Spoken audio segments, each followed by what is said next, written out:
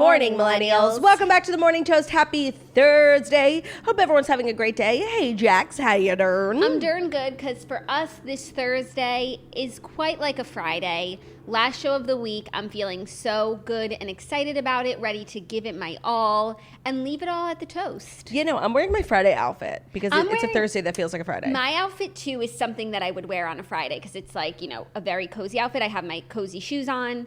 I really got dressed with Friday in mind. So everyone, if you're watching, it's Friday. Yeah, no, it's just Friday's more of a mentality. Yeah, also just like take tomorrow off. Yeah, you deserve it. Yeah, summer Fridays. A little mental health day. Yeah. Love to hear it. Well, I hope everyone had a great day. Yesterday's episode was just full of information. You know, I know this is not about me, and don't worry, that's something I'm struggling with. But I'm just kind of decompressing from the last few days. It's been a whirlwind of attention. Are you ever just like relieved to have it not be about you?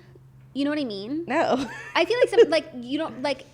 It must be nice that it's like so much attention and it's like you don't even have to. Yeah, I guess that's true. Like I'm reaping a lot of the benefits of your pregnancy, just like clout chasing you. Yeah. And it does feel good. Right? Yeah. There's pros and cons. For sure. And like I don't have to carry a baby. Right. To term. Like I'm good. You get to go drinking tonight, having sushi and getting spray tans. No, I actually am getting a spray tan and I was supposed to go drinking tonight, but I'm this fucking close to throwing my back out and have to get on a plane tomorrow, so I've got to relax. You do. Muscle relax. Yeah, take a bath, take a pill. Honestly, you know I'm on this journey to... Separately. Yes. Get out of the bath. Then pill. Yeah. I'm on this journey to see the snow before Christmas. And I'm also on a journey. I knew that my bathtub wasn't an ideal size when I moved in, but I guess, you know, I have increased in size, width and length. Well, width.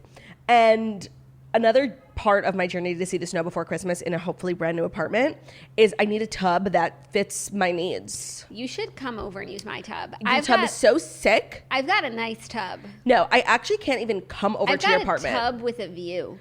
You have a tub with a view, a tub that is so sunken into the ground you could get lost in there. You really could. You know how I have to use my core to stay up when like I'm chilling in the tub. Yeah, it's so hard for me. You know how like when we were kids we'd go to the beach and you would say like I'm digging a hole so far in the ground you'll go to China? Like if you go all the way down in your bathtub, you come out in Shanghai. Like it's so deep. It is. You should come borrow it sometime. I should, but then it's like I have to waddle home wet. Like sleep over. You don't have an extra bed. We'll sleep together. Okay. Bring the boys. The boys being Dew and Brew. Yeah, of course. Not me, you, Zach, and Ben in a bed together. Oh, no. Oh, no, no, no, no, no. Speaking of Dew and Brew, both boys could not make it today. I can only speak for Brew. We're recording after this another episode for Patreon, Q&A about pregnancy, taking all of your questions. And we're also recording it as a video because some people requested that. So we're like, sure. Yeah, we should do that more often because it's just like a regular episode. It's going to feel like a regular episode, but just like pregnancy themed. And so Brew, I don't know how long that's going to go. And I didn't want to cut into his gym time. Of course.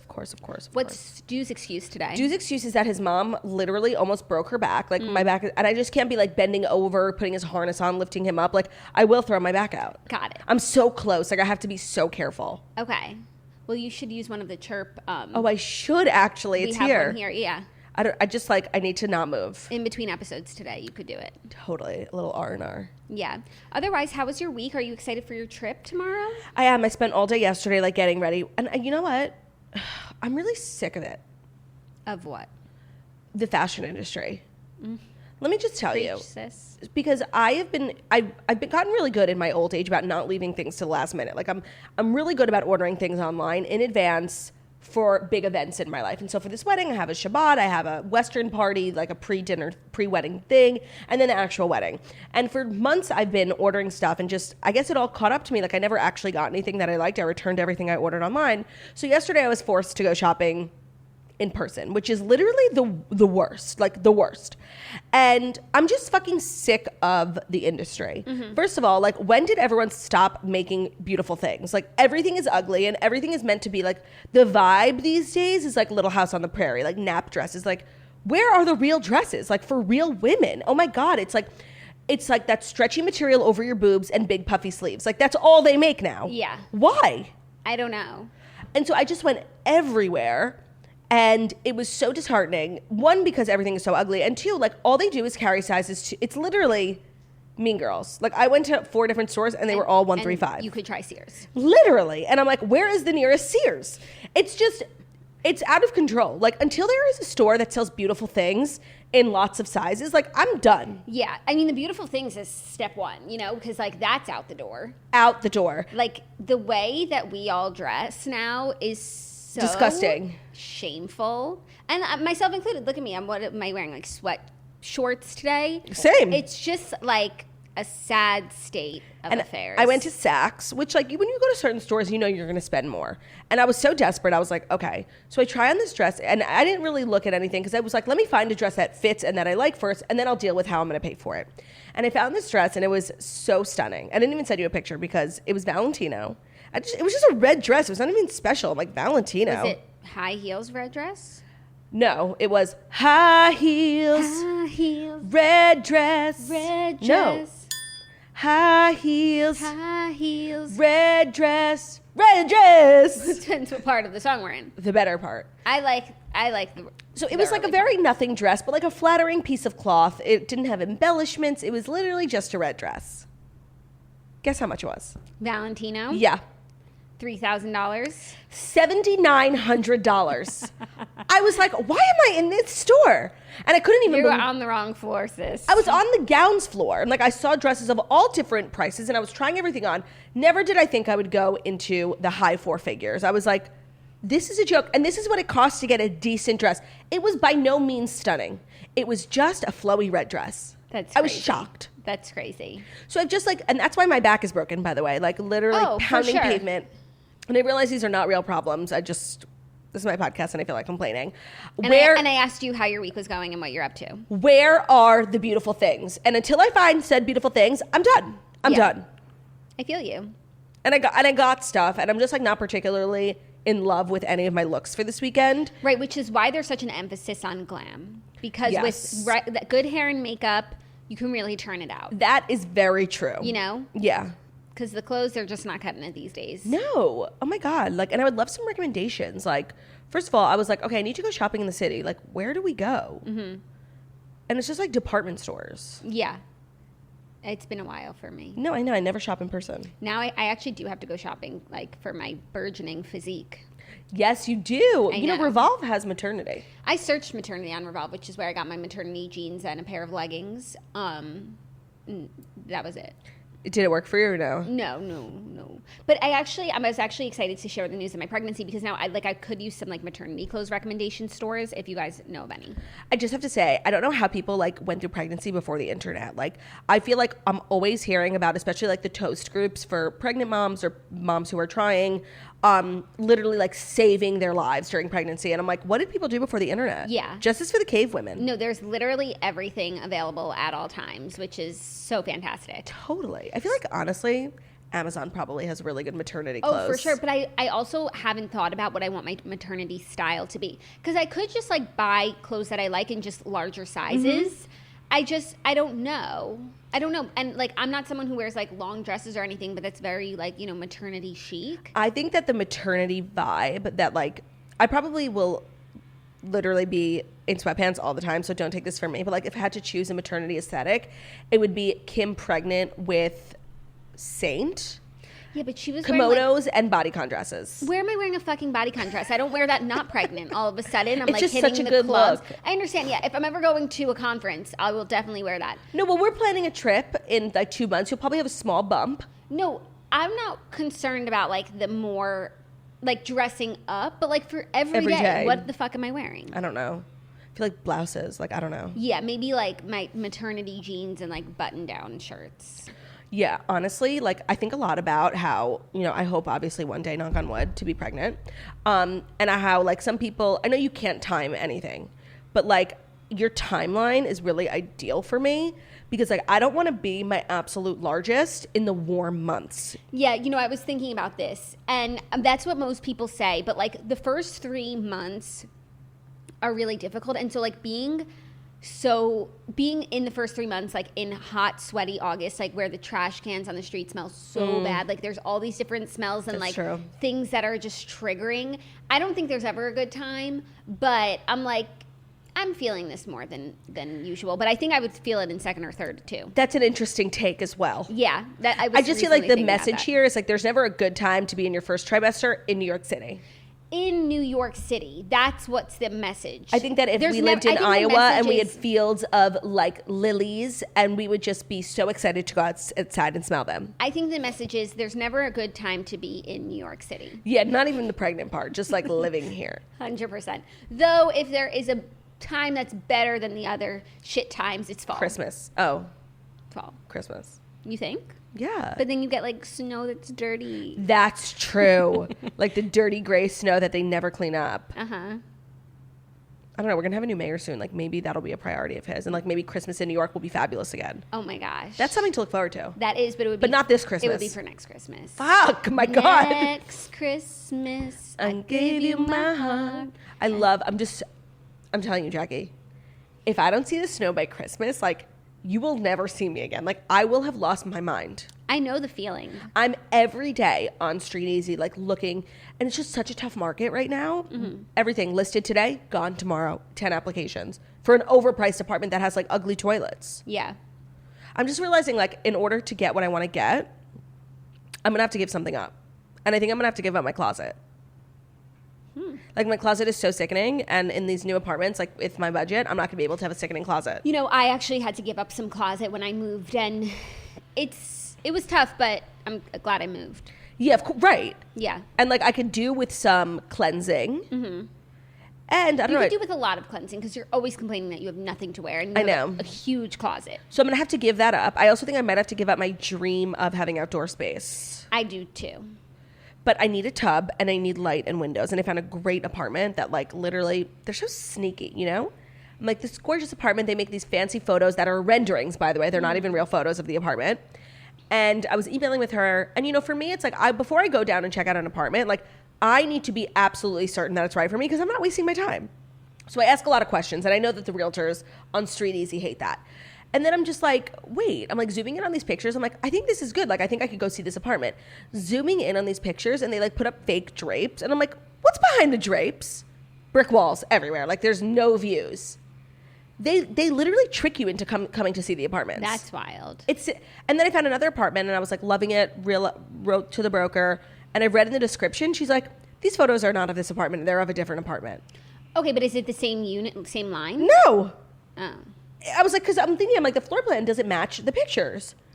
They just don't put up pictures. Like, that's how easy the brokers have it now because people are so desperate. Yeah. I will not be desperate and make a desperate move. You should reach out to Ramona.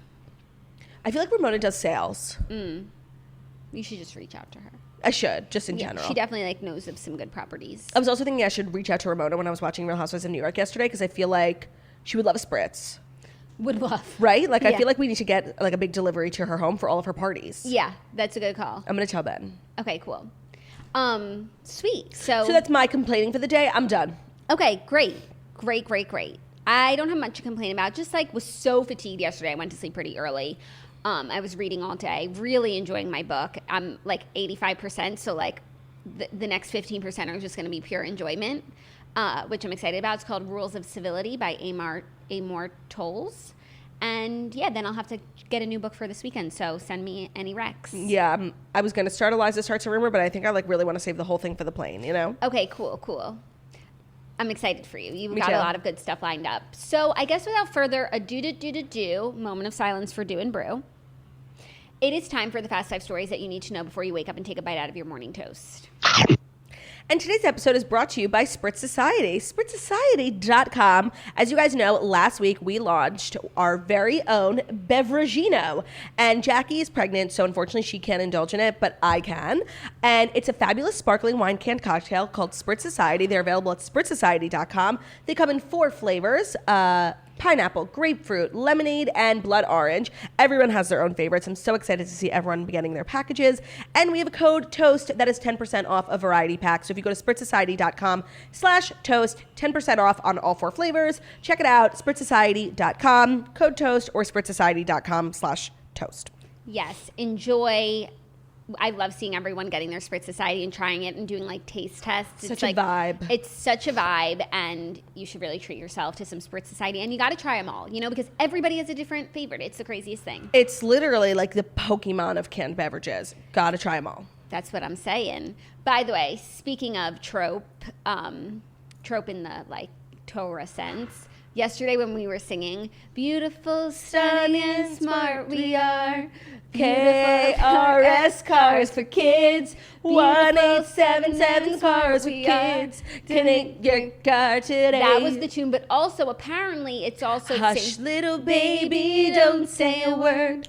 Mama's gonna buy. I think it's really Cars for Kids. Me too, and I hope that that's a national commercial. I do believe it is. I don't think it's a tri-state area commercial. I believe it has national distribution, because if you don't know that jam since literally the early 90s, like, you ain't living. Yeah, so that was really funny that it was in my head all day yesterday. Beautiful, stunning, and smart we are. This is a great reminder that if you have a car that you want to donate, go to 1877carsforkids.com. Code TOAST. Code TOAST, and you get a free tax deduction or something. I don't know what the kids are doing with those cars. The whole charity makes no sense. I don't know even what the How do the cars help the kids? I don't know. They can't drive. No, maybe they like... I have no idea. It's a mystery. I'm sure it's not, but like they don't really clarify in the commercial why these kids need cars. I know, and like we're just so distracted by these stunning campers like just rocking out with their fake instruments. It's a genius marketing move. It really is. Okay, first story, Honey Boo Boo is back. She is on the cover of Teen Vogue talking about drugs, body shaming, and having no friends. Oh. Yeah, really sad. That part sounds sad, but the whole article, she's back and she's better than ever. Honey Boo Boo like we've never seen her before. She's mentioning it all to Teen Vogue. She said, my mama did not name me Honey Boo Boo. My name is Alana. Oh, she's done with the Boo Boo. I guess so. I mean, this is probably the time, when you go from Lizzie McGuire to Hillary Duff, Hannah Montana and Miley Cyrus, Honey Boo Boo to Alana. I mean, I've been waiting for this like kind of profile on Alana, because I really feel like she is an American hero and I love her. And I just feel like she was here and then she was gone. Do you know what I mean? Yeah. And we never really got an explanation or a follow-up as to what went on, even though they're very like public with everything, like they have a show for everything. I just feel like I still don't really know what went on. Yeah, I think that article's clearing some of that up, but also I wonder what's next. Like this clearly seems like, step 1 in relaunching Alana. I wonder what step 10 is. Where are we headed? Yeah, no, I mean, she's literally like made for television, and I just know that this is not the end for her. Like, I really believe that in my bones. No, it's these pictures, everything feels gorgeous. Like the beginning of something. Gorgeous. Honestly, I loved the direction of the entire shoot. I thought it was so her. I loved that they put her in, like, minimal makeup. She's a child. Like, she's turning 16. She's a child. She was wearing what looked like Morphe 2, like Charlie D'Amelio makeup. I thought she looked gorgeous. And I just love her. And I think everyone who worked on this shoot, like, great message, great photos, great art direction. I'm a huge Honey Boo Boo fan. Like, huge. Yeah. And I just feel like our time has come. It's coming. It's coming. I do feel like the resurgence of Alana Honey Boo Boo is on its way. Me too. And this was a great start. So congrats to her PR team. Excellent. Really great shoot. So and she got the cover. Yeah. Check out the article if you're interested to know what Miss Boo Boo has been up to. I know. And if you really are bored, they have a show on WeTV. And it's nothing like it was, That couple seasons where they had the TLC show, Here Comes Honey Boo Boo, was really a cultural reset. And it was so good because they didn't give a shit. Like, they had nothing to lose. They were totally authentically themselves, even when it was like gross, like they were putting mayo like up their butts. Like, it was really gross. But it was like, I feel like in 20 years, like if somebody, like if somebody who time traveled from 100 years ago, like came and watched that television show, like they wouldn't understand it. Like, that's how transformative it was. Yeah. Yeah, really great. And I stand by. And you know what's so crazy? Like, I always forget. That whole family came from Toddlers and Tiaras. Like, she was like a breakout star on that show, and then they got their own.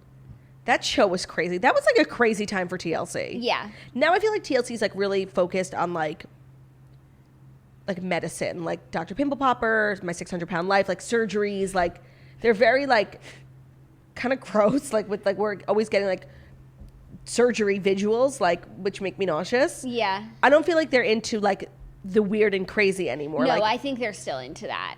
okay. But you're right. They definitely have a medical focus. Yes, like the medical department has blown up. What's the name of the doctor from my 6? Dr. Nazardin. I fucking love him. I fucking love him, and I will never just like scroll past a meme about him. Like I will always give it my time and my energy because he is so, and there's like, if you go on YouTube and watch like Dr. Nazardin's like most savage moments, it's such a joy. I saw one recently that was, I literally sent it to everyone in my life. I was laughing so hard. He goes viral on TikTok, and I don't even know if he knows like what a figure in pop culture he is because he's just so humble and like just does his job, keeps his head down, lives in Houston. But like literally at my next birthday party, like I am having like a special appearance by Dr. Nazardin, and then he's gonna give me surgery. He's gonna roast you, and then he's gonna give me surgery. Yeah. Like if I'm ever gonna get weight loss surgery, like I'm going to the best. You would go to him? 100%. Houston. Yeah. Done. Cool. And like I've seen people who like get like cardboard cutouts of them or like huge magnets of him and put it on their refrigerator to like help with their dieting. And I feel like it's an effective method for sure. Whatever works. Whatever works. I've not seen that, but also I'm not, on the talk. You're not on the Dr. Nazardin stan kind of For You page, and it's literally me and Olivia. Olivia is his number one fan. I would love to be there. I'll send you, well, you don't have TikTok, but maybe if I find something on Reels, I'll send it to you. Thanks, girlie. You and Olivia have been sending me, I don't know if Olivia listens to the toast, but like I put that energy out. She's been sending me Reels that like I literally saw on TikTok, I'm not even serious, like a year ago. Like she sent me one this morning, like, Gen Zers will never understand like the feeling of being a millennial and like hearing levels in a club. I'm like, Olivia, like this went viral. Like I'm embarrassed for you like 6 months ago. I also can't believe that that's like the kind of content she sends around. Yeah, it was very un-Olivia. I was wondering if she was like trying to tell me something. I don't know. She was hacked. Totally. Okay, our next story is a little beauty news. Ariana Grande's... Wait, if you ever get hacked, I really hope that the person who hacks you changes your username to Hacky Ashray. Free idea. That's how we'll know if you got hacked. Okay, cool. Ariana Grande's REM beauty line is coming soon. Here's what we know. Try and remain calm, but Ari is launching a beauty line, and according to a new billboard in Times Square, it's all about to happen very soon. The singer caused quite the tizzy after she created an Instagram account and website for REM Beauty, which seems to be a reference to her song REM from her album Sweetener. The acronym stands for Rapid Eye Movement. I wish that her last name began with an M, because then it would be REM. I know, when you said to me Ariana's launching a makeup line called REM, I was like, oh, Ari, like makeup. Yeah, like it's confusing. That's interesting. Maybe it's Ari makeup. REM. Oh, that's cute. Yeah. Yeah, because REM is like your sleep cycle. Sleep cycle. So what does that have to do with makeup? Also, I do feel like if I looked at Ari's catalog of everything she's done, there might be a better name for a makeup company in there. Even like Sweetener makeup. 100%. Also, like REM is obviously a sleep cycle, and I feel like makeup is supposed to make you look like alive and awake. And like, why are you gonna use the sleepy makeup? Yeah, no, I feel like there could be better options. Well, I have to say, I feel very like on the fence about certain celebrity makeup lines because now it seems like a cash grab. Mm-hmm. But every now and then, like you have a real success, like Fenty. Rare Beauty is a smash. Like everyone loves it, and the products are very good. You've used it? Yes. And Counselor loves it, and everyone on TikTok loves it. Like, it is a bona fide success. Like, it's going to be the thing that Selena Gomez retires on. Like, but then you have, like, Halsey's line, which we never heard about again. Even, I'm sorry, like, House Laboratories from Lady Gaga, like, Flop Central. Kesha released one, Floppy-O. Like, there's more flops than there are successes, but you never know. And Ariana Grande does have, like, a very signature look. Yes. That... I do think that this could be really popular. I agree. She's also at a level of fame that I thought Lady Gaga is so famous, like no matter what she does, like it should be a success. So that's why like House Laboratories flopping like was kind of shocking. But Ari's at that level now where like she just farts and it's like, yeah. And success. it's a new perfume scent. Literally sold exclusively at Ulta. Yeah.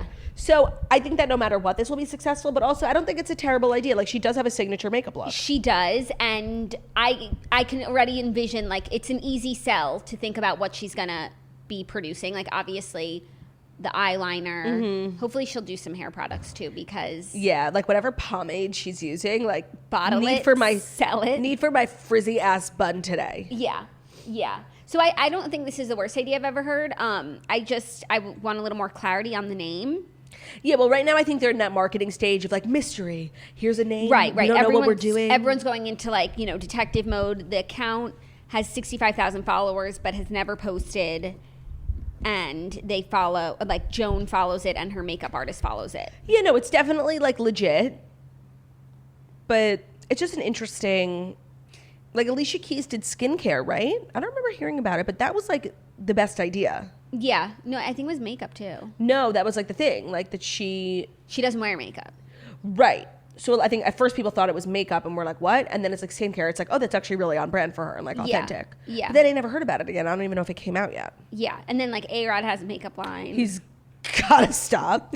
Oh, JLo Skin. That was like floppy central. I don't know. It's just because like you don't use it. No, it's not use it. See it. Like I watch so much beauty TikTok. Like and I never see someone, I'm gonna prep my face with the JLo Skin primer. Like I've never seen that. Yeah. So if it never comes across my desk in tutorials or like if it's only on their social media, like that's how you know it's a flop. You're gonna call that a flop. Okay. Yeah. I think that's fair. I think the biggest flop, I don't even know if it ever came out, is Halsey's. Like I didn't even know that it was brewing. There was like a lot. I think she did like a YouTube video with like a big YouTuber. That's what they all do. Lady Gaga did Nicki tutorials. Selena Gomez did also Nicki tutorials, I think, and then she like popped up in everyone's videos, like she FaceTimed in, remember? Right. And I don't follow Selena Gomez on any platforms. I see Rare Beauty everywhere, like especially on TikTok. Everyone's always using it. The blushes went viral. Like, sorry, it's a success. I need a new blush. Okay, so like their pigmented blushes went viral, and like I bought it because I'm a follower and a loser, and I don't like that. Margot loves it. You put it on your cheek and you're supposed to, it's like very pigmented. So you put like a tiny little liquid dot. It is so pigmented, you look like a clown. And like where you put the dot, it like leaves a mark. I'm good. I really am good on the reinventing of blush. Like it's literally probably been it's like the first cosmetic ever created, the rouge. And if it ain't broke, don't fix it. Like, do you like a powder blush? I like a powder blush. I just want something that's like the perfect color for me. It's really not that hard. Like, I just need to go to Sephora. I agree. Like, I actually had one, and then I dropped it. I'm pretty sure it was Charlotte Tilbury, and had a little bit of highlighter on the rim. I have that too. So, it's like it looks like blush a in the period. middle. It honestly looks like a vulva. Stop. Right? It's like a bullseye, okay? Sure, a blush in the middle, rim of highlight. It's the rim job highlighter.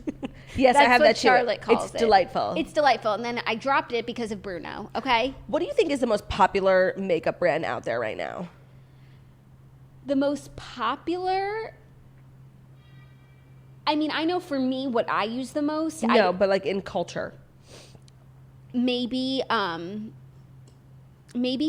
Beauty, or I just need to think of the aisles at Sephora. Mm-hmm. Just give me a minute. I mean, Urban Decay is really popular. But it's like a little dated. It's not popular with the kids on TikTok. Like Milk.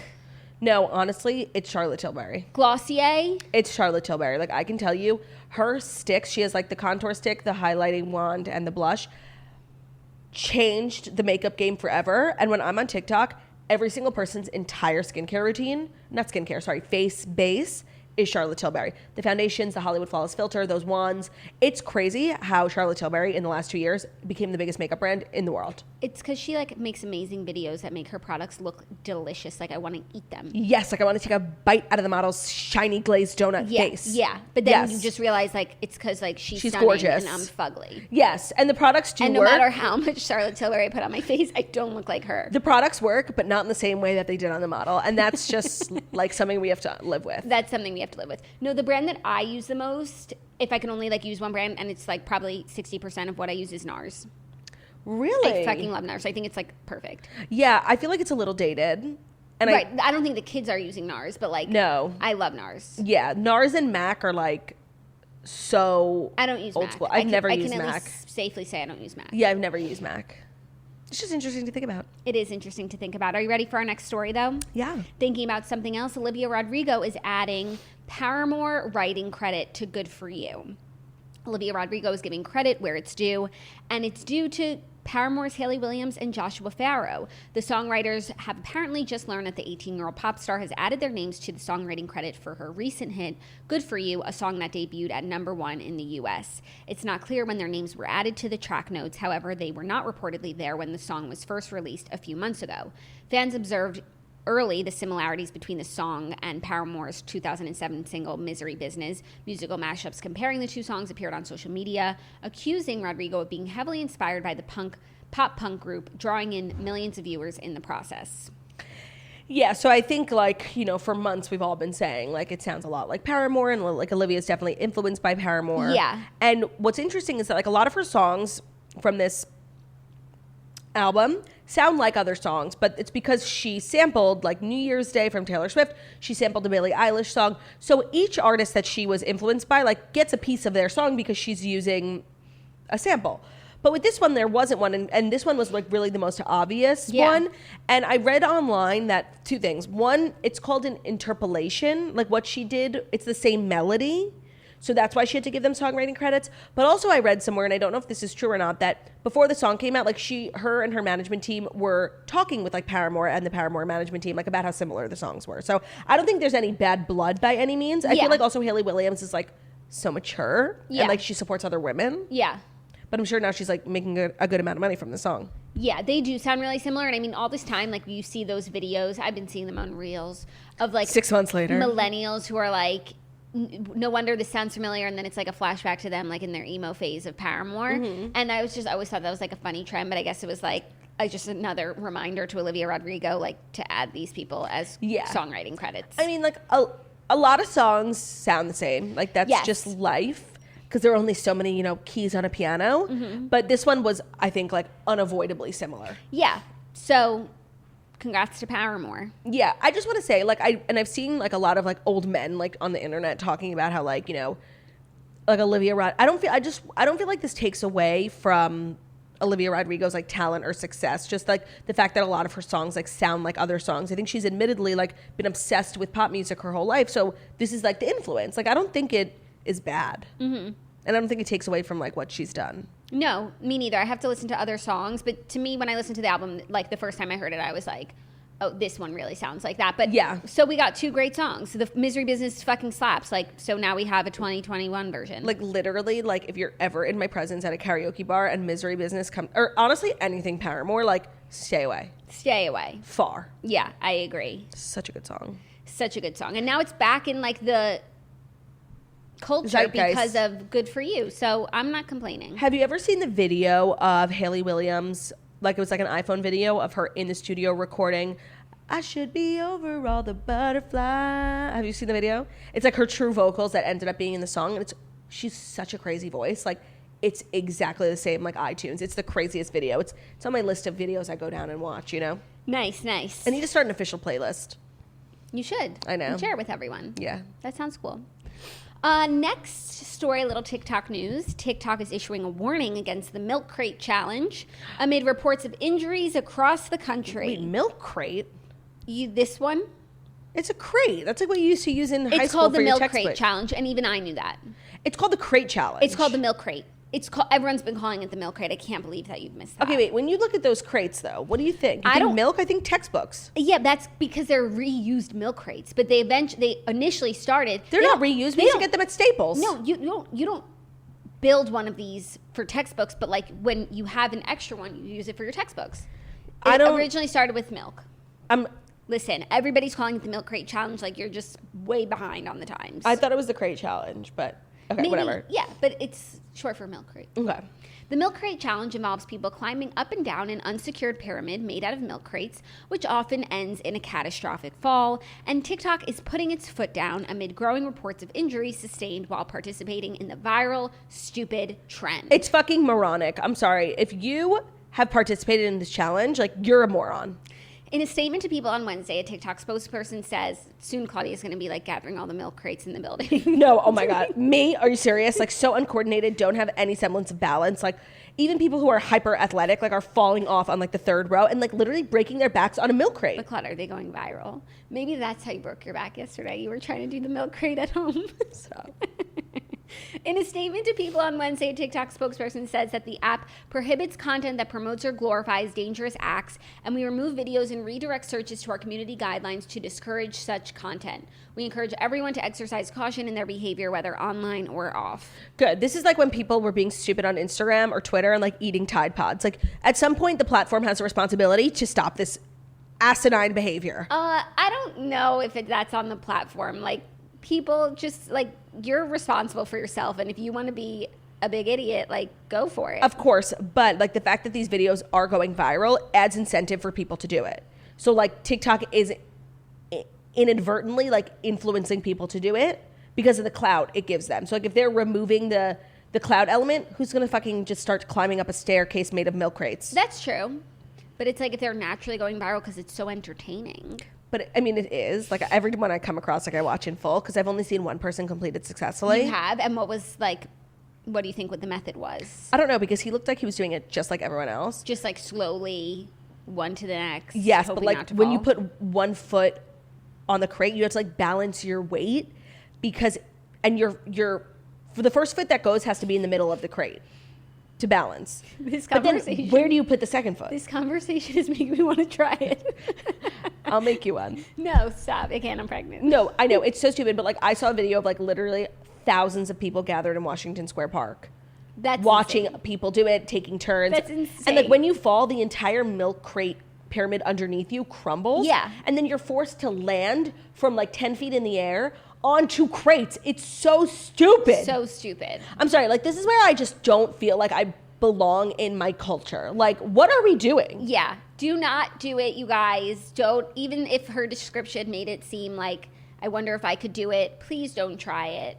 You know, do something else with your time. Read a book. Join the redheads. Join the redheads. If only everyone participating in the Milk Crate Challenge joined the redheads. Read a book. Try Girl with No Job, The Crazy Beautiful Life of an Instagram Thirst Monster, a New York Times bestselling novel written by this podcast host, Claudia Oshry, available anywhere. Ebook, hardcover, audiobook, all of the places. Yes, exactly. That is a good use of your time. Yes, educational. Now, are you ready for our fifth and final story that's going to lead into the TV recap? Is it the final story? Do-do-do-do-do.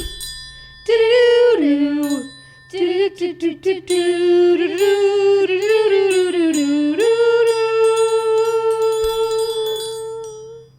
Beautiful. That's really stunning. Yes, what's the fifth and final? The final story is brought to you by patreon.com/themorningtoast, where we deliver premium content every month to you, a little bonus content, a little more personal content, behind the scenes, vlogs, Q&As about all different subject matters, interviews with some of our friends and family, and then once you're a patron, you can request some of the interviews and episodes that you want to see. So patreon.com/themorningtoast, it's the best way to support our show, and it's $7.99 a month for bonus content that is truly premium. And also, the best part about it is that if you sign up today, you get access to all the episodes that we've ever done, and there are some gems in there, like Drunk Get Ready With Us. Who remembers that one? And the you get access to Toast After Dark. Oh, which is the last remaining Facebook group where people are so kind Lovely. and warm. Just a fabulous group of people. But it's really crazy to think about some of the episodes that we've done, like, that were just so funny. You know what came up in my time hop yesterday when we went to Walmart? We did Walmart, like, shop with us. And then we did a little mukbang with Ben. Good times. We still need to do our mukbang. Sure. Maybe next weekend we are going to take a road trip. We are? Yeah. Oh, yeah. For Labor Day. Yeah. We could do mukbang. Okay. Mukbangio. Mukbangio. So yeah, there's just like such fun stuff. So check it out. Fifth and final story. Tom Girardi's law firm owes $101 million in debt. New bankruptcy case filing reveals. This is fucking crazy. Per documents, But not to victims, to creditors. Per documents obtained by People, the total liabilities for the once famed powerhouse attorney's law firm Girardi Keese comes in at over $101 million, roughly $97 million more than the total assets of all listed property. The documents state that the trustee handling Girardi Keese's Chapter 7 bankruptcy case has filed to amend the schedule of his assets and liabilities. The trustee reviewed the firm's books and records in preparation, noting that, quote, the debtor's accounting offices were not well maintained and that much of what the trustee found upon her appointment was very dated. A lawyer for Tom's conservator and a representative for Girardi Keese did not respond to comment. Yeah, I mean, I just feel like every time we open up, the newspaper, it's just worse and worse. Not only are they stealing settlement money from orphans and widows, but they're also running like a fraudulent business where they're taking money from creditors and unable to pay back. Yeah, it's like the women said last week, he was running his firm like a Ponzi scheme. Yes, but you know what? Like if the only thing that he was guilty of was running a fraudulent thing and stealing money from creditors, like it's like it's not a victimless crime, but it's less. It's less atrocious than the crime. Right, then it's just like a white collar crime where like, you know, he's a classic businessman who goes to jail. But like this is like you are an evil person. Yes. Orphans, widows, burn victims. Yes. So let's get into Real Housewives of Beverly Hills recap.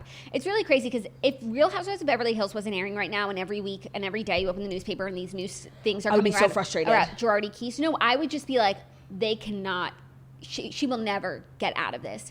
But like, she's doing some real damage control on the show and really making people question, like, what did she know? What did she know? And I mean, do you feel like her reaction to Sutton, she's very defensive at like the first person who hasn't like blindly supported her and poked, you know, holes in her story. Do you think her very kind of defensive reaction to Sutton proves her innocence or proves her guilt? I think it's an easy reaction to have. I think neither. I think that the women who came to her and said Sutton's worried about her reputation were misrepresenting Sutton's concerns and making it seem very small. And that's so easy for Erica to call her out on and be like, small town. And because that's true. If one of your close friends is in trouble and you don't want to be by her side because of your reputation, like, how small are you? Are we friends or are we not? But that's not what Sutton said. But that's not what Sutton said. Like, maybe that's one small piece of why Sutton is concerned in general, but it's not because of what the neighbors will think. No, like, she was very clear. Like, in participating in this charade with Erica, all of the women are inserting themselves into a very serious fucked up legal situation. Also, it's important to keep in mind that like Sutton isn't completely wrong because as of recently, and this was filmed like months ago, but recently Bravo has been subpoenaed for footage. So like this does involve like the network and the women. So Sutton is not wrong in wanting to protect herself. She's not like worried that, you know, her friends are going to think ill of her because she's friends with Erica who's in legal trouble. They might think ill of her because she's involved in now this legal trouble. Also, there is an element of like, you know, everyone here has a conscience and a moral compass. And like, could you live with yourself if you didn't ask questions? You just like believed everything Erica said, when of course she has a lot to protect. So there's also that element too. And I really do not fault Sutton at all. I just don't know if Sutton is strong enough when it comes to confrontation to be able to adequately tell her side or what she's feeling. And then again, next week they get into it and they're sitting next to each other again. And it just makes no fucking sense. It makes no sense. So they're both talking to each other like this. With Sutton, like when she's going toe to toe with someone, you're like, you know, just rooting for her to be able to get her words out. I think with every situation, she's getting stronger. Me too. And the way that Erica's like really so dismissive of her, like that's like we saw a little bit of it at the Rinna Beauty party, just like she says something and then like goes back. She's just very dismissive of Sutton and it happens again next week. I do think that is going to fuel Sutton. Like she doesn't like to be treated like she's irrelevant because it's actually so rude the way that Erica speaks to her. Yeah. No, I think that I think that most of the viewers are Team Sutton in this situation. What do people believe? Like, I would love to know. So I don't know. I look on Twitter after like some of the more heated episodes to see where everyone's at, and every single tweet is Sutton and Garcelle are the queens of the Sutton, show. Garcelle, and Crystal are the investigators. Crystal's not really says nothing. Yeah. Sutton and Garcelle are really putting the defense, the prosecution on their back. Who do you think pays for a party for Rinna Beauty at Crystal's house? There's no way Crystal pays for that. Maybe production pays for it because it's like they need a setting in order to, like, what did they even lunch? They just had lunch. No, I was also like, I thought they all got there early to talk and then like the party would start, but like literally all of that for 7 people to have lunch. Ridiculous. I was more wondering when Crystal throws 3 parties a week for her friends, she's paying for 3 parties a week. Well, yeah, for sure. But like, this is not her party. It's Rinna's and she's just a venue. Yeah, but so Rinna Beauty launched like when with that lunch? Right, like when did the website go live? I don't know. But I don't follow Rinna. But then I checked out Rinna Beauty last night and I guess it's all there. Okay. There's a lot of content. Okay, good. Yeah.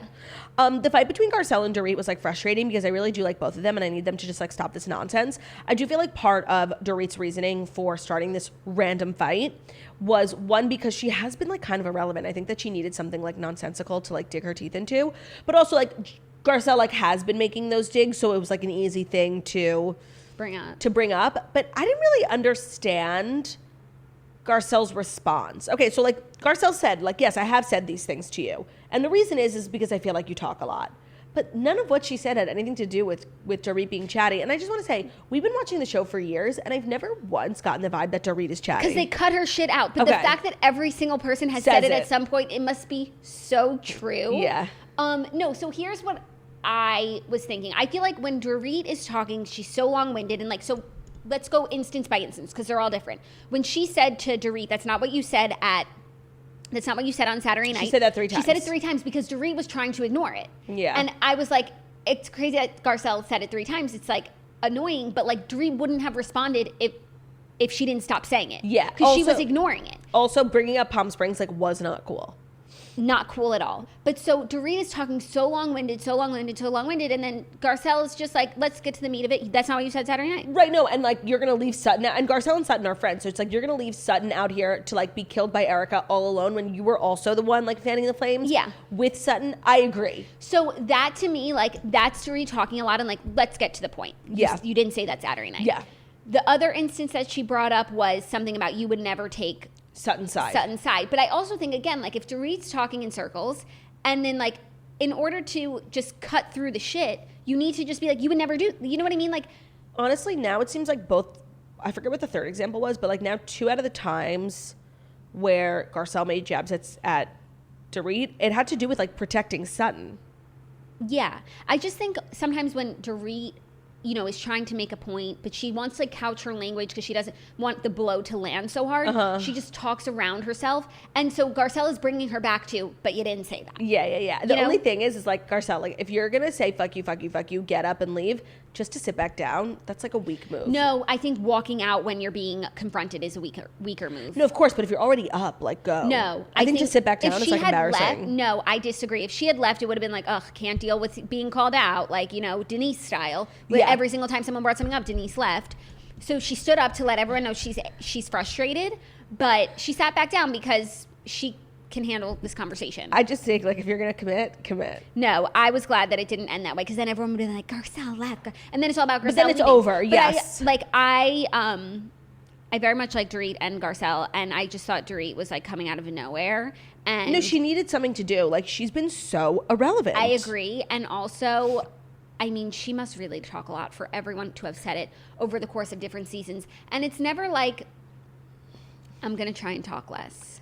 Yeah. And to me, that is like, I mean, I love Dorit as a housewife, but like, as a friend, as a person that I would know, that is probably one of the most annoying traits of someone. I agree. Who talks and talks and talks and doesn't say anything. Yeah, no, and also doesn't let room for other people. I realize the irony in me saying that. No, but yes, like, I do. You're usually saying something. Like, there are people who just get lost in the lingo. Yeah. And I think it happens like in corporate America all the time where people just like are just using like jargon, and if they think the longer you speak, the more you seem like you know what you're talking about. And like, I have no time for that. Like, I think the shorter you can say something, the better your message is. I have to say, the scene at Kathy Hilton's house I found to be really interesting. One, because when she was in her interviews and she started crying that like they lost 10 years, like, first of all, I've never seen Kathy Hilton cry. I just loved seeing, not that I love her to be sad, I just loved seeing a more emotional side of Kathy. And when it comes to like the American woman like whole thing, like I'm fully team Kathy. Like, first of all, just like the whole idea of making a show about your mom is just like kind of weird. Like, I understand Kathy being like, people have said so much stuff about us over the years. You're going to give them a whole TV show to like pick and prod at. And like, Kathy's just very protective, obviously, of her mom. And I think Kyle is in a completely different way. Yeah. She thinks like blowing up her mom's spot and like making a show about her as like an homage is the way to do that. Where Kathy's very much like close to the vest. Like, people have said things about us for so long. Like, let's just, like, we know who our mom was. Like, let's leave it alone. Right. Also, what I think is so confusing about what Kyle says, it's like, okay, so it's based on them growing up, but it's not it's not a true story. So she takes these creative liberties, but it's also like, we all know the premise for the show is based on your life. Course. So how is the viewer supposed to know that this thing didn't happen, but this thing did? And like, I actually think that makes it worse. Like, either be totally true to the story so there's no room for like extrapolation. Yep. Or make a show based on someone else at another time. Yeah, no, I completely agreed with Kathy, like, being mad at Kyle for that, especially if when she had the idea for the show and started producing it, she was not even on good terms with her sister. Like, honestly, and the show ended up getting canceled, and I'm sure that's something, like, all of that just to get canceled. Like, I think that Kyle should and probably does regret doing that project, because everything Kathy was saying, I was like, facts. You know, Kathy's like, you know, funny, who's hunky dory, but every now and then she's really fucking poignant. No, like she's really the older sister. Yes. And I was just like living for her. She was 100% right. Like, Yeah. First of all, not to be rude, but who is their mom? She's not a famous person, right? No. So like, why would anyone care about a TV show about her? I don't know. Like, that's what I wasn't understanding. Like, I didn't look into it. Maybe there's something like, yeah. Google it. Okay. Well, I agreed with Kathy. I love her. Yeah, and it was nice to see her like in her home and the way that she lives her life. TV dinners. Ritz crackers look fucking fire. TV dinner tray. TV dinner tray. I'm going to buy one. I actually got one recently it's a bed, like eat from bed tray. Oh my God. I have to sit up in order to, like, I don't Yeah, like of lay course. in my bed and eat.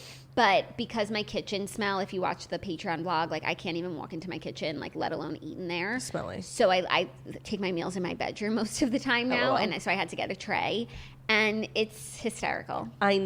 Is it one that like you put over your lap? Yes. Or okay. I should also get one that stands on the floor. And that like slides under your bed. Oh yeah. Yeah. I should. That's really crazy. I know, but like you need one. And Yeah. honestly, in my new apartment, I don't think I can't buy anything for my house until I'm in a new apartment. Right. But that's gonna be my first purchase. Yeah. No, like she's really bringing back TV dinner trays, and they're so like useful. No, I know. And that like little library nook just looked like a warm, fabulous place to eat a salad on a TV dinner table. It did. And I bet her dinner party is gonna be fabulous. I can't wait. And The also, baccarat liked lanterns. I liked what she said about how Dorit like does her look that's like fashion, and that's what she's into, and like that Kathy does her look on the table. I totally understood what she meant. No, she's really like a grown woman. Yeah. And I think she's And elevating the shit out of the show. I don't think she was like shading Dorit at all. No. And I'm someone who does my look on myself, like on No, my she wasn't on my shading person. at all. No, but it was made the viewer really understand like what she's about to put into her table. Yeah, I am obsessed. Like she's elevating this shit like so hard. No, yeah. In the beginning, I wasn't sure where we were headed with her as a cast member. I didn't think, but now I'm just like, I want actually her to go on Watch What Happens Live, and I want Andy to ask her opinion on every single storyline in the franchise, because like I trust her opinion. She's so on point. And when she was just putting on her lipstick when everyone was fighting and she had no idea that Garcelle was telling everyone to go fuck themselves, she's a queen. Yeah. I love her. Yeah. So that's a TV recap, right? Anything else happen on Beverly Hills that we need to talk about? No. No. Oh, Delilah and Amelia and the boyfriend and the Scott. Nothing. I don't have anything no to say. comment. Delilah and her boyfriend are cute. Delilah is everything. Like I'm obsessed with her, and her boyfriend's so cute. Yeah. And You know he's from Love Island. yes, but UK, Yes, right? yes. Maybe we should go watch this season. You should. Yeah. Well, that's our show. Hope everyone enjoyed. And yeah, that's it. That's it for the week. I hope everyone has an amazing weekend. What a fun week here at the Toast. If you're Oh, looking, right, it's over. If you're RDH that this episode is ending, we are about to film another one that you can schedule to watch tomorrow, and you won't miss us at all. Head over to patreon.com/themorningtoast. So much content, so little time. And we will be back in studio on Tuesday. Yes, sorry, I'm gone still till Monday because I have wedding tings. So we're back Tuesday. Hope everyone enjoys this extended weekend of ours. Hope you have a great day. Thank you so much for listening to The Morning Toast, the Millennial Morning Show, where we deliver the fast 5 stories that you need to know every Monday through Friday on YouTube. So if you're watching this on YouTube, please feel free to subscribe and give this video a thumbs up. We're also available as podcasts anywhere podcasts can be found. So that's Spotify, iTunes, Stitcher, Public Radio, iHeartRadio, CastBox, or all the places wherever you listen to podcasts. Find us, Morning Toast, leave a 5-star review about how beautiful, stunning, and smart we are. If you're still here, drop an emoji of lipstick in honor of REM Beauty. Yes. Have a great day. Bye.